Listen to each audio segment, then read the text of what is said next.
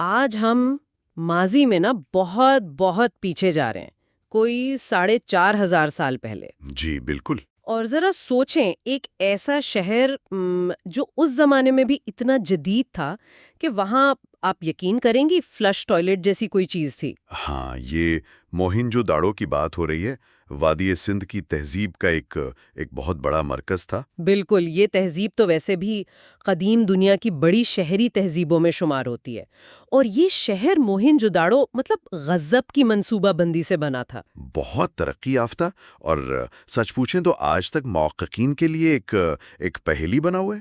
تو آج ہم کوشش کریں گے کہ جو مواد ہمارے پاس ہے نا، اس کی مدد سے اس گمشدہ شہر کی کچھ خاص باتیں، اس کی جو حیران کرنے والی خصوصیات ہیں اور وہ راز جو ابھی تک مطلب سمجھ نہیں آئے، ان پر بات کریں۔ جی ضرور۔ تو اس شہر میں آخر ایسا خاص تھا کیا؟ میں نے پڑھا کہ سڑکیں تھیں بالکل سیدھی، چوڑی، اور وہ ایک دوسرے کو نا بالکل 90 ڈگری پہ کاٹتی تھیں۔ جی ہاں، جیسے آج کل گریڈ پلان ہوتا ہے شہروں کا، بالکل ویسا۔ اور گھر پکی اینٹوں کے بنے تھے۔ زیادہ تر گھروں میں سنا ہے اپنا اپنا غسل خانہ تھا، کنواں تھا۔ بالکل، ذاتی غسل خانے اور کنویں، اور پورے شہر میں پانی کی نکاسی کا وہ ایک بڑا منظم نظام تھا۔ اچھا۔ جی، اور وہ جو گریٹ بات ہے، ایک بہت بڑا عوامی تالاب، وہ بھی تو ہے وہاں، شاید کوئی مذہبی رسموں وغیرہ کے لیے استعمال ہوتا ہو۔ لیکن سب سے مطلب عجیب یا حیران کن بات کیا ہے؟ میرے خیال میں سب سے حیران کن بات یہ ہے کہ اتنی ترقی، اتنی منصوبہ بندی، اس سب کے باوجود ہمیں وہاں کوئی آپ کہہ لیں بادشاہوں کے بڑے بڑے محل نہیں ملتے۔ اچھا۔ نہ ہی کوئی بہت بڑا مرکزی قسم کا مندر یا عبادت گاہ نظر آتی ہے۔ یہ تو عجیب بات ہے۔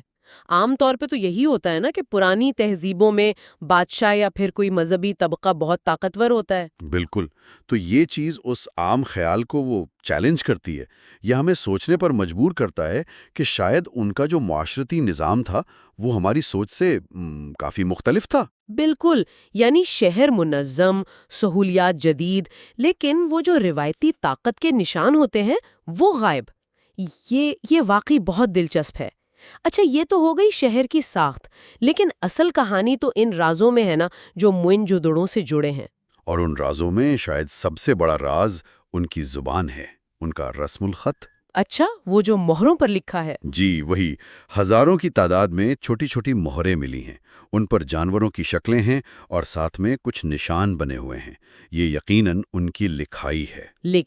لیکن آج تک، مطلب 4,500 سال گزر گئے، کوئی بھی اسے پوری طرح سمجھ نہیں پایا، پڑھا نہیں جا سکا۔ افو، یعنی وہ کچھ لکھ گئے، کوئی پیغام چھوڑ گئے اور ہم اسے سمجھ ہی نہیں پا رہے ہیں۔ بالکل ایسا ہی ہے، جیسے وہ کچھ کہنا چاہ رہے ہوں پر ہم ان کی آواز وہ سن نہیں پا رہے ہیں۔ یہ تو بڑی فرسٹریٹنگ بات ہے۔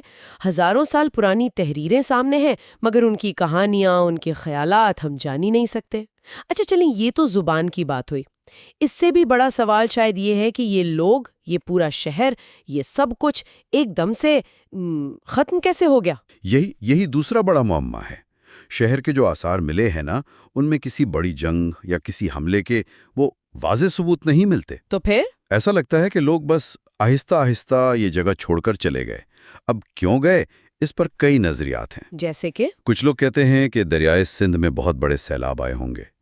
کچھ ماحولیاتی تبدیلیوں کا ذکر کرتے ہیں کہ شاید موسم بدلا، کھیتی باڑی مشکل ہو گئی۔ زلزلوں کا بھی امکان ظاہر کیا جاتا ہے۔ میں نے کہیں وہ تابکاری والی بات بھی سنی تھی۔ ہاں، کچھ بہت ہی آپ کہہ لیں متنازع اور غیر مصدقہ قسم کے نظریات ہیں جو ایٹمی دھماکے جیسی بات کرتے ہیں۔ وہ مٹی میں ملنے والے کچھ عناصر کی بنیاد پر قیاس آرائیاں ہیں، لیکن ان کی کوئی وہ ٹھوس سائنسی بنیاد نہیں ہے۔ اچھا، تو حقیقت یہی ہے کہ ہم یقین سے نہیں کہہ سکتے کہ شہر کیوں جڑا، اصل وجہ کیا تھی۔ تو مطلب کوئی ایک جواب نہیں ہے، بس مختلف امکانات ہیں۔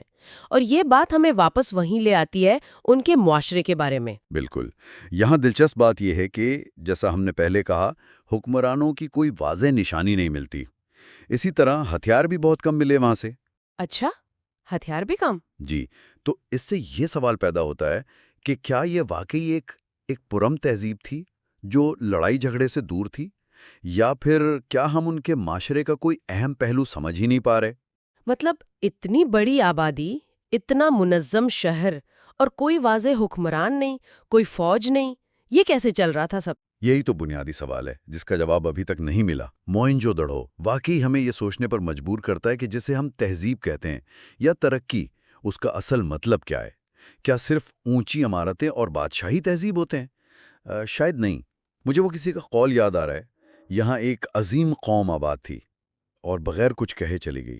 بالکل۔ تو خلاصہ یہ ہے کہ ہمارے سامنے ایک ایسی تہذیب ہے جو شہری منصوبہ بندی میں، صفائی ستھرائی کے نظام میں ہم سے ہزاروں سال پہلے بہت آگے تھی، لیکن ساتھ ہی گہرے راز چھوڑ گئی ہے۔ ان کی زبان جو پڑھی نہیں جا سکی، ان کا اچانک غائب ہو جانا، اور ان کا وہ ممکنہ طور پر بالکل الگ قسم کا معاشرتی ڈھانچہ۔ جی، یہ تاریخ میں دلچسپی رکھنے والوں کے لیے اور خاص طور پر جو لوگ متبادل نظام یا گمشدہ دانش کی تلاش میں ہیں، ان کے لیے تو یہ ایک نہ ختم ہونے والی دلچسپی کا باعث ہے۔ اور یہ سب ہمیں اس آخری گہرے سوال پر چھوڑ جاتا ہے جس پر شاید ہمیں غور کرنا چاہیے۔